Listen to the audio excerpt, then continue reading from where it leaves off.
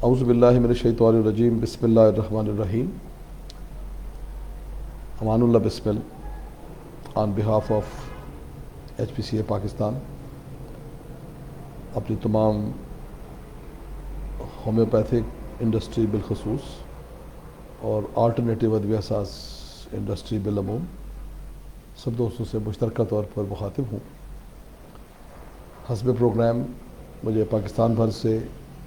बेशुमार कॉलें मौसूल हुई। पिछले तकरीबन 15 से 20 मिनट में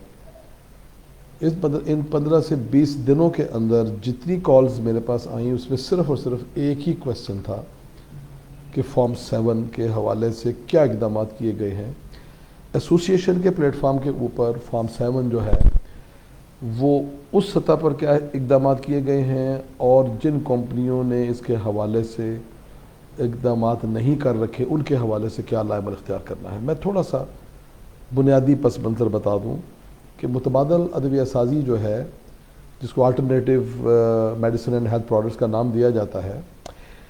ये अदविया साजी कोई नई अदविया साजी नहीं है। इस बात को हमें और हमारे मुअज़्ज़ज़ रेगुलेटर्स को बखूबी तौर पे अंडरस्टैंडिंग मौजूद है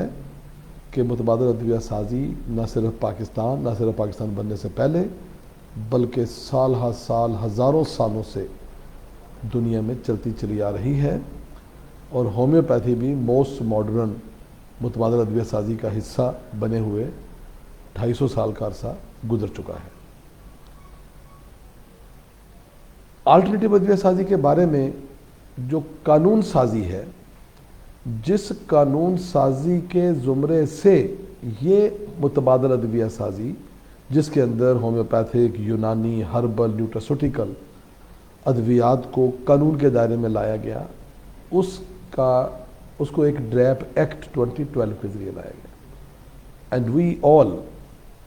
रेस्पेक्ट, और हमने इसको कबूल भी किया, बल्कि इसके बनने में बेहतरीन इक़दाम जो हो सकते थे उसमें पूरी कोशिशें भी की। जब खुद मैन्युफैक्चरर अदविया साज, अल्टरनेटिव अदविया साजी के लोग कानून के दायरे में खुद आना चाह रहे हैं, वो खुद चाहते हैं कि चीज़ों को रेगुलेट किया जाए, तो उसको स्ट्रीमलाइन करने के लिए हमारे रेगुलेटर के पास भी कुछ इंतज़ामात महदूद होने के बायस बहुत सारी चीज़ें तातल का शिकार हैं। अल्टरनेटिव अदविया साजी के बारे में कानून का जो एक सिंगल वाहिद डॉक्यूमेंट है वो है SRO 412, और SRO 412 का डॉक्यूमेंट मुतबादल अदविया साज इंडस्ट्री है या इम्पोर्ट है, उसके हवाले से अभी उसमें बहुत सारी ऐसी चीज़ें हैं जिसके ऊपर अमल दरामद होना ज़रूरी है, अमल दरामद होना बाकी है, बल्कि मैं ये अल्फाज यूज़ करूँ तो वो ज़्यादा बेहतर है। ड्रैप एक्ट 2012 ले लें, SRO 412 ले लें, इनके हवाला जात को पढ़ते हुए, देखते हुए, समझते हुए हमारे बिलखसूस होम्योपैथिक सेक्टर के हवाले से मैं जब बात करने पे आता हूँ तो पाकिस्तान भर में होम्योपैथिक इंडस्ट्री के लोग और होम्योपैथिक इंपोर्ट के लोगों ने अपने कंपनीज़ को ड्रग रेगुलेटरी अथॉरिटी के साथ SRO 412 की नोटिफिकेशन होने के बाद अपनी अपनी कंपनीज़ को एनलिस्ट करवाया, और ये एनलिस्टमेंट आलमोस्ट जाके 2015 से इसका आगाज़ हुआ, और ये होते होते अभी तक जाके ये जो है अभी चंद लम्हा पहले ये सिलसिला मुकम्मल हुआ है। अभी भी कोई नई कंपनी अगर आती है, खैर वो तो नई कंपनी होगी, लेकिन मैं पुरानी कंपनीज़ की बात कर रहा हूँ कि जिनकी एनलिस्टमेंट जो है वो मुकम्मल हुई। अब कंपनी की एनलिस्टमेंट जिस वक्त की गई तो ये नुक्ता बहुत काबिल गौर है तमाम इंपोर्टर्स के लिए भी, मैन्युफैक्चरर्स के लिए भी, कि जब उन्होंने अपने अपने फॉर्म फिल करके दिए, जब इंडस्ट्रीज़ की इंस्पेक्शन की गई, तो उस वक़्त ये बात वाज़े तौर पे क्लियर थी, और फॉर्म 1 और फॉर्म 2 के ऊपर ये वाज़े तौर पे लिखा भी हुआ था कि ये इंडस्ट्री, मैं बतौर मैन्युफैक्चरर दर्जा झैल अद्वियात बना रहा हूँ या बतौर इंपोर्टर दर्जा झैल अद्वियात इंपोर्ट कर रहा हूँ। तो उस चीज़ को मद्देनज़र रखते हुए ही रेगुलेटर्स ने हमें एनलिस्ट किया और हमें एनलिस्टमेंट नंबर जारी किया। वी आर थैंकफुल कि हम रेगुलेटरी एनवायरनमेंट के अंदर दाखिल हुए। उसके बहुत सारी चीज़ों के लिए हमने रेगुलेटर्स के साथ तमाम सेक्टर्स जो अल्टरनेटिव सेक्टर के लोग हैं उन्होंने एक क्या कहना चाहिए अच्छे अंदाज में अपने अपने सेक्टर के बारे में मालूमात फराहम की कि जी हमारे सेक्टर में क्या चीज़ें हैं, इसको कैसे लेके हम आगे चल सकते हैं, हम कैसे इसकी बेहतरी लेके आगे आ सकते हैं। तो उस हवाले से कुछ चीज़ें इम्प्लीमेंट हुई, लेकिन बहुत ज़्यादा चीज़ें अभी तक इम्प्लीमेंट होने से बाकी हैं। बिलखसूस अगर मैं बतौर एसोसिएशन रिप्रेजेंट करते हुए ये बात करूं तो अभी तक हमारे होम्योपैथिक सेक्टर के अंदर लेबलिंग रूल्स के ऊपर हम एसोसिएशन के प्लेटफॉर्म से बहुत सारे रिमाइंडर्स हमारे पास मौजूद हैं। हम अपने रेगुलेटर को रिक्वेस्ट कर चुके हैं कि हमें एसोसिएशन के बिहाफ के ऊपर अपने सेक्टर को देखते हुए हमें मिल बैठ के अपने लेबलिंग रूल्स को फाइनल करना है। हमने अपने दीगर चीज़ों को फाइनल करना है जो कंपनी एनलिस्टमेंट के बाद में आने वाली जो चीज़ें हैं, जिसमें लेबलिंग रूल्स हैं, प्राइसिंग रूल्स हैं। फिर जिस वक्त वहाँ से चीज़ें फाइनलाइज हो जानी है तो उसके बाद उन चीज़ों ने फिर जब सूबों में जाना है तो सूबों के अंदर फिर उसकी फर्दर रेगुलेटरी मामलात को डील करने के लिए उसकी सेल्स के रूल बनने हैं, उसकी स्टोरेज के रूल्स बनने हैं, उसकी डिस्ट्रीब्यूशन के रूल्स बनने हैं। तो अभी तक तो वो चीज़ें कानून में एग्जिस्ट नहीं करती, नापैद है। यही वजह थी कि सन 2013 के chief executive officer drug regulatory authority, नाम मेरे जहन में नहीं आ रहा, लेकिन उन्होंने एक लेटर जारी किया जिसका कॉपी रिकॉर्ड पे मौजूद है। उन्होंने बाकायदा तमाम सूबों के रेगुलेटर्स को भी और तमाम सूबों के सेक्रेटरीज़ को भी ये इन्फॉर्म किया था कि अल्टरनेटिव सेक्टर के जब ये मामलात जब तक गज़ट नोटिफाई नहीं हो जाते, बन नहीं जाते, तब तक इनके खिलाफ ड्रग इंस्पेक्टर जो है वो किसी किस्म की कार्रवाई मत करें। लेकिन मौजूदा सूरत हाल में जो हाल ही में पेश आई, 2019 में भी पेश आई थी, उस वक़्त भी ये मामला जो है वो बहुत सारे मामला से गुजरने के बाद कुछ अर्सा के लिए खामोश हो गया, सरकारी सतह पर भी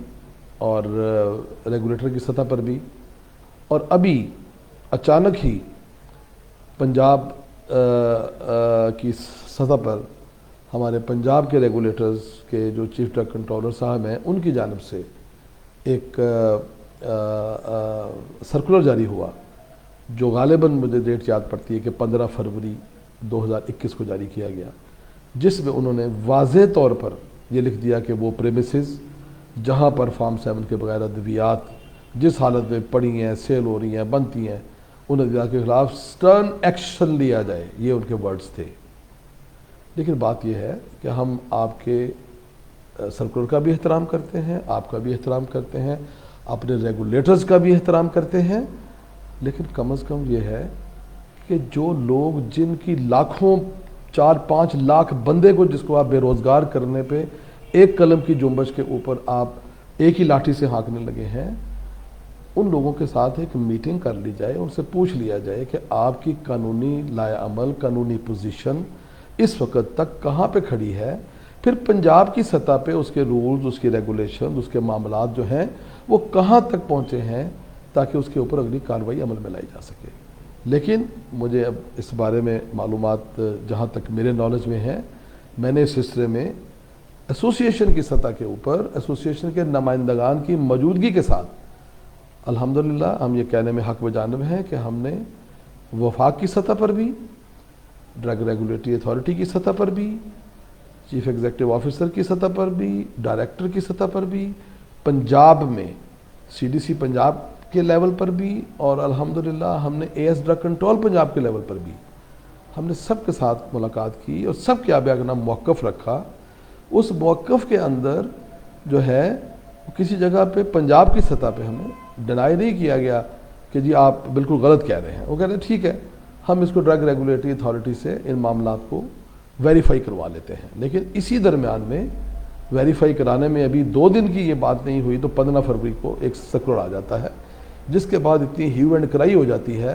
कि पाकिस्तान की इंडस्ट्रीज़ बंद होना शुरू हो जाती हैं, लोग बेरोज़गार होना शुरू हो जाते हैं, ट्रेडर्स जो है अपनी ट्रेड मार्केटें बंद करके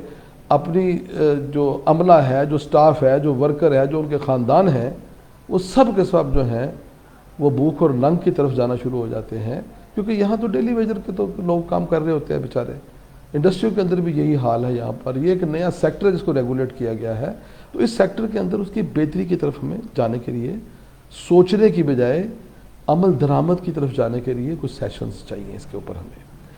तो मैं बिलखसूस तौर पर ये जो पंजाब की सतह पर था, इसमें मजबूरी के तहत, यानी आप कह रहे बामल मजबूरी, जिस वक्त हमारी किसी सतह पर कोई सुनवाई नहीं हुई, फिर एसोसिएशन के प्लेटफॉर्म की सतह पर, पाकिस्तान के लेवल के सतह पर, चारों सूबों की मुशावरत के बाद फिर यही फैसला किया गया कि हमें फिर कोर्ट से रसाई करनी चाहिए। तो अल्हम्दुलिल्लाह फिर कोर्ट ने हमें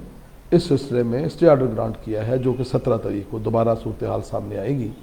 कि अब फॉर्म 7 के हवाले से कौन कौन से मामला जो हैं उनको हमने कैसे आगे लेके चलना है। अब फॉर्म 7 के हवाले से जो खौफ व दहरास का अमल है, उस सिलसिले में मैं अपने ट्रेडर से, अपने मैन्युफैक्चरर से, इंपोर्टर से गुजारिश करूँगा कि वो पुरअमन तरीके से अपने काम को जारी रखें। खुदा न खास्ता हम लोग कोई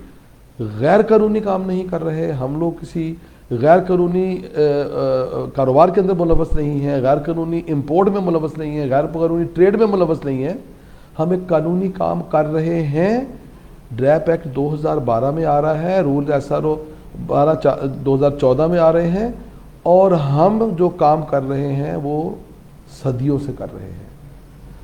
20 साल, 30 साल, 50 साल, 80 साल, 100 साल,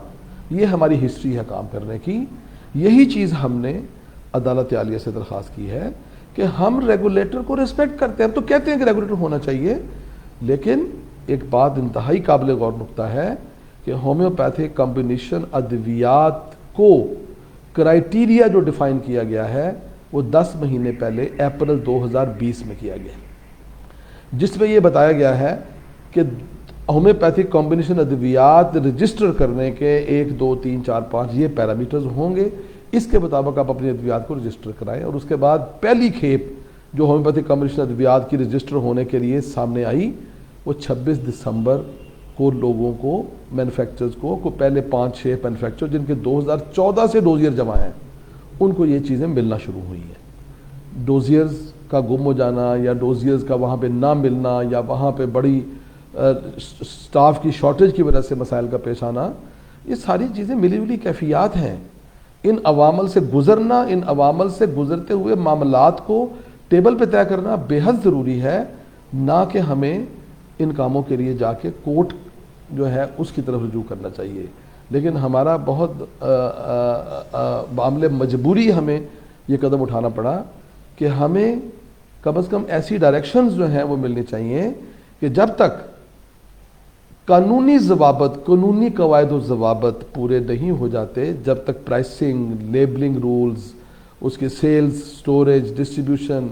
पॉलिसीज़ डिसाइड हो के, नोटिफाई हो के नहीं हो जाती, गजट पब्लिश नहीं हो जाती, पब्लिक ओपिनियन नहीं कॉल हो जाती, एक पूरा प्रोटोकॉल है इसके ऊपर। उसको फॉलो अप करने के लिए हम एसोसिएशन की सतह के ऊपर और दूसरे सेक्टर्स के लोग भी अपने एसोसिएशन की सतह के ऊपर मीटिंग्स के लिए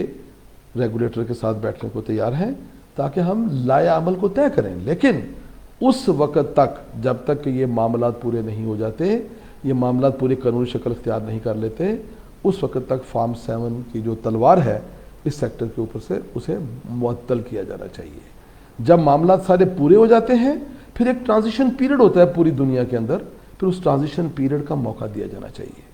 तो बिल्कुल we respect the regulators and we want to be regulated, but किसी तरीके के साथ, किसी ज़ाब्ते के साथ, किसी कानून के साथ। मौजूदा सूरत हाल की रोशनी में मैं इन चीज़ों को कंक्लूड करते हुए कुछ बातें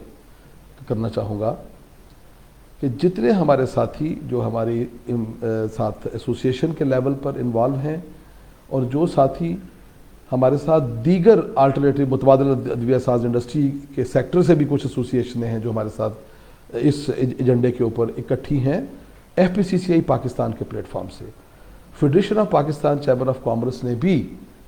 एक कमेटी जो है वो फार्मूलेट की है वहाँ से, जिसका नाम alternative medicine and health products है उस कमेटी का नाम, जिसमें सारे ही सेक्टर इन्वॉल्व हैं जो अल्टरनेटिव अदविया साजी के अंदर आते हैं। उस कमेटी की एक मीटिंग हो भी गई है और FPCCI पाकिस्तान के प्रेसिडेंट जो है उन्होंने चेयरमैन पॉलिसी बोर्ड को एक रिक्वेस्ट लेटर भी फॉरवर्ड कर दिया है कि ये एक बहुत बड़ा सेगमेंट है इंडस्ट्री का जो मुल्क में एक रेवेन्यू कंट्रीब्यूशन का बहुत बड़ा सोर्स है। इनके जो मसाइल हैं उन्हें इमीडिएटली सुना जाए और उसे हल किया जाए और उसके बाद इंशाअल्लाह ताला मैं काफ़ी उम्मीद रखता हूँ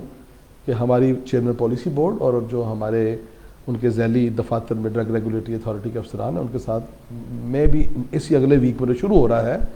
हमारी मीटिंग मुतवक्को है। और मुझे बड़ी उम्मीद है, बल्कि मैं यकीन से कह सकता हूँ कि जब वो हक़ाइक़ की रोशनी में हम पॉलिसी बोर्ड के चेयरमैन के सामने चीज़ें रखेंगे तो यकीनी तौर पर इसके लिए कोई ना कोई हल ज़रूर सामने आएगा। और मैं ये भी उम्मीद करता हूँ इंशाअल्लाह ताला कि अदलिया की जानिब से भी हक़ाइक़ की रोशनी को देखते हुए ही इंशाअल्लाह ताला दोस्तों को इंसाफ मिलेगा, चाहे वो इंपोर्ट की सतह पे है, चाहे वो लोकल मैन्युफैक्चरिंग की सतह पे है, चाहे वो ट्रेड की सतह पे है। इस ज़मन में आपकी जानिब से कोई भी किसी किस्म का सवाल, कोई क्वेश्चन हो तो आप बराह रास्त मुझे जिस मीडिया से भी आप मुझे वाच कर रहे हैं आप अपना वो क्वेश्चन भेज सकते हैं। मैं इंशाअल्लाह पूरी कोशिश करूँगा जिस सतह पर भी मेरे पास मालूमात होंगी मैं आपसे शेयर करता रहूँगा। आप सब की तवज्जो का बेहद शुक्रिया। वमा अलैना इल्लल बलाग।